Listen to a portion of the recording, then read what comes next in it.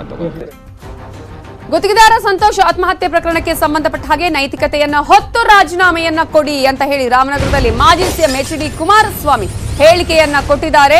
ಸಂತೋಷ್ ಆತ್ಮಹತ್ಯೆ ಪ್ರಕರಣಕ್ಕೆ ಸಂಬಂಧಪಟ್ಟ ಹಾಗೆ ನೈತಿಕತೆಯನ್ನ ಇಟ್ಟುಕೊಂಡು ಈಗಾಗಲೇ ರಾಜೀನಾಮೆಯನ್ನ ಕೊಡಬೇಕು ಕೆ.ಎಸ್. ಈಶ್ವರಪ್ಪನವರು ಅಂತ ಹೇಳಿ ಆಗ್ರಹವನ್ನ ಮಾಡಿದ್ದಾರೆ ಮಾಜಿ ಸಿಎಂ ಎಚ್.ಡಿ. ಕುಮಾರಸ್ವಾಮಿ. ಈಶ್ವರಪ್ಪನವರೇ ಕಾಂಗ್ರೆಸ್ಗೆ ಆಹಾರ ಆಗಬೇಡಿ, ನಿಮ್ಮ ಪಕ್ಷದಲ್ಲೇ ಚಿತಾವಣೆ ನಡೆದಿದ್ರೆ ಅದನ್ನ ಎದುರಿಸಿ. ಆರೋಪಕ್ಕೆ ಈಶ್ವರಪ್ಪ ಅವರು ಮೊದಲ ಸ್ಪಷ್ಟನೆಯನ್ನ ಕೊಡ್ಲಿ. ಇದೊಂದು ಇಲಾಖೆಗೆ ಮಾತ್ರ ಯಾಕೆ ಪರ್ಸೆಂಟೇಜ್ ಆರೋಪ? ಎಲ್ಲ ಇಲಾಖೆಯಲ್ಲೂ ಕಮಿಷನ್ ನಡೀತಾ ಇದೆ.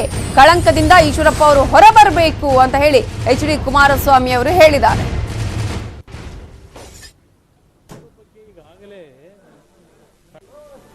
ಈಗ ಇದರ ಬಗ್ಗೆ ಈಗಾಗಲೇ ಕಳೆದ ಒಂದು ವಾರದಿಂದಲೇ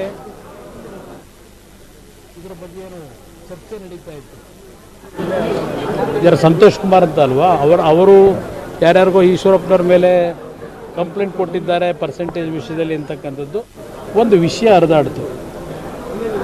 ಈಗ ಸಡನ್ನಾಗಿ ಇವತ್ತು ಆತ್ಮಹತ್ಯೆಗೆ ಶರಣಾಗ್ತಕ್ಕಂಥದ್ದೇನಿದೆ, ಇದರಲ್ಲಿ ಏನೇನು ಬ್ಯಾಕ್ಗ್ರೌಂಡ್ಗಳಿದೆ ನನಗೇನು ಗೊತ್ತಿಲ್ಲ.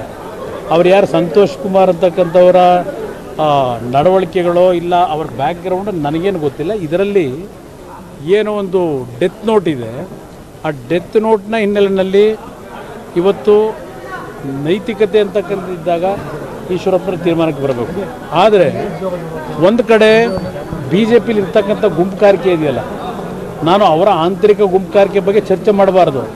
ಆದರೆ ನನಗೆ ಅಲ್ಲಿರ್ತಕ್ಕಂಥ ಕೆಲವು ಘಟನೆಗಳೇನು ನಡೀತಾ ಇದೆ, ಪ್ರಕ್ರಿಯೆಗಳು, ರಾಜಕೀಯದ ಪ್ರಕ್ರಿಯೆಗಳು, ಅದು ನನಗಿರ್ತಕ್ಕಂಥ ಮಾಹಿತಿ ಪ್ರಕಾರ ಅವರವರಲ್ಲೇ ಏನೇನೋ ಒಂದು ಯಾರನ್ನ ತೆಗಿಬೇಕು ಯಾರನ್ನ ಎತ್ತಬೇಕು ಅಂತಕ್ಕಂಥದ್ದು ನಡೀತಾ ಇದೆ. ಈ ಒಂದು ಹಿನ್ನೆಲೆ ಒಳಗೆ ಅದರೊಳಗೆ ರಾಜಕಾರಣ ಯಾವ್ಯಾವ ರೀತಿ ಆ ಒಂದು ಘಟನೆಗೆ ತಿರುವು ಪಡ್ಕೊಂಡಿದೆ ನನಗೆ ಗೊತ್ತಿಲ್ಲ. ಸರ್ಕಾರ ಸತ್ಯಾಂಶ ಏನಿದೆ ಅದನ್ನು ತರ್ತಕ್ಕಂಥದ್ದು ಸರ್ಕಾರದ ಜವಾಬ್ದಾರಿ. ಇದರಲ್ಲಿ ಈಶ್ವರಪ್ಪನವ್ರಿಗೆ ನಾನು ಹೇಳ್ತಕ್ಕಂಥದ್ದು, ಕಾಂಗ್ರೆಸ್ನವ್ರಿಗೆ ಆಗಬೇಡಿ. ಏನೋ ಮಂತ್ರಿ ಸ್ಥಾನ ಏನು ಯಾರಿಗೂ ಏನು ಶಾಶ್ವತ ಅಲ್ಲ. ಆದರೆ ನಿಮ್ಮ ಮೇಲೆ ಏನಾದರೂ ನಿಮ್ಮ ಪಕ್ಷದಲ್ಲೇ ನಿಮ್ಮನ್ನು ಮುಗಿಸ್ಲೇಬೇಕು ಅಂತೇಳಿ ಚಿತಾವಣೆ ನಡೆದೇನಾದರೂ ಈ ರೀತಿ ಘಟನೆಗಳಾಗಿದ್ದರೆ ಧೈರ್ಯವಾಗಿ ನೀವು ಇದನ್ನು ಎದುರಿಸಬೇಕು. ನನ್ನ ಅಭಿಪ್ರಾಯ ಇವತ್ತು ಯಾರ ಒತ್ತಡಗಳು ಮಗದೊಂದು ಅವಶ್ಯಕತೆ ಇಲ್ಲ. ಈಶ್ವರಪ್ಪನವರು ಸೀನಿಯರ್ ರಾಜಕಾರಣಿಗಳಿದ್ದಾರೆ. ಈಶ್ವರಪ್ಪನವರು ಇಂಥ ಒಂದು ಪರಿಸ್ಥಿತಿನಲ್ಲಿ ಅವರೇ ಒಂದು ನೈತಿಕತೆಯನ್ನು ಹೊತ್ತುಕೊಂಡು ರಾಜೀನಾಮೆ ಕೊಟ್ಟು ಇದರಲ್ಲಿರ್ತಕ್ಕಂಥ ಸತ್ಯಾಂಶ ಏನಿದೆ ಅದನ್ನು ಹೊರಗಡೆ ತರೋದ್ರ ಮುಖಾಂತರ ಅವರು ಇದರಲ್ಲಿ ಈ ವಿಷಯದಲ್ಲಿ ಯಾವುದೇ ರೀತಿಯ ಪಾತ್ರಗಳಿಲ್ಲ ಅಂತಕ್ಕಂಥದ್ದನ್ನು ಇದರಲ್ಲಿ